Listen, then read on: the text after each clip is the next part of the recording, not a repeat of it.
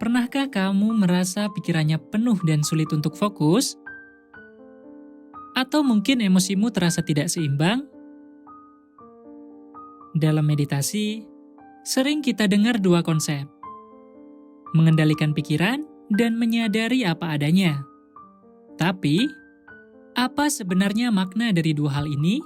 Dan bagaimana keduanya bisa membantu kita selaras dengan diri?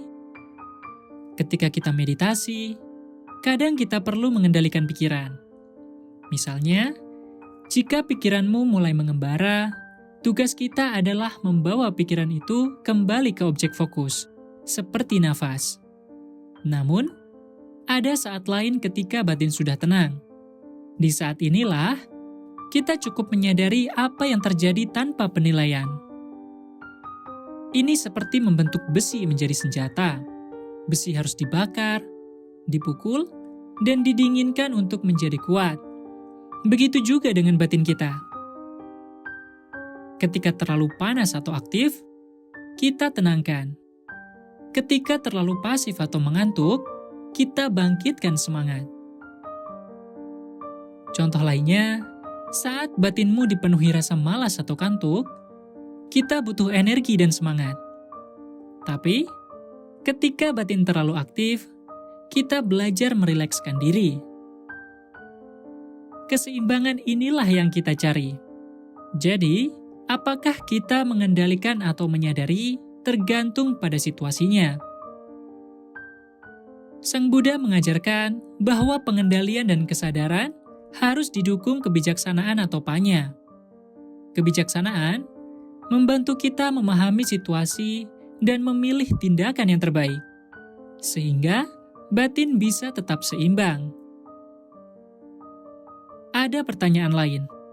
Apakah semua kebahagiaan yang kita rasakan dalam meditasi itu sama? Ternyata tidak.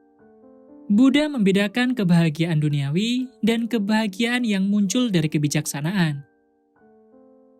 Kebahagiaan duniawi, misalnya saat kita senang melihat sesuatu yang indah. Namun, ada kebahagiaan yang lebih dalam. Kebahagiaan ini muncul saat kita memahami bahwa segala sesuatu tidak kekal, tidak untuk dilekati. Kebahagiaan ini yang berasal dari kebijaksanaan membawa kedamaian sejati. Lalu, apa itu nimitta atau gambaran batin? Dalam meditasi, nimitta adalah cerminan dari batin kita. Bisa berupa bayangan tubuh yang duduk atau objek meditasi seperti napas. Namun, tidak semua nimitta muncul dari batin yang berkembang. Bagaimana membedakannya? Jika 5 rintangan batin, seperti kemalasan, gelisah atau keraguan masih ada, maka nimitta tersebut bukan hasil meditasi yang benar. Tapi, jika rintangan itu berkurang, ini tanda bahwa batin kita sedang berkembang. Jadi, meditasi bukan hanya tentang duduk diam, tetapi proses memahami dan menyeimbangkan batin kita. Kita belajar kapan harus mengendalikan dan kapan cukup menyadari. Dengan latihan yang konsisten, kamu bisa mencapai harmoni antara pikiran dan emosi, sehingga hidupmu menjadi lebih damai dan penuh makna. Semoga penjelasan ini membantu kamu dalam perjalanan meditasimu.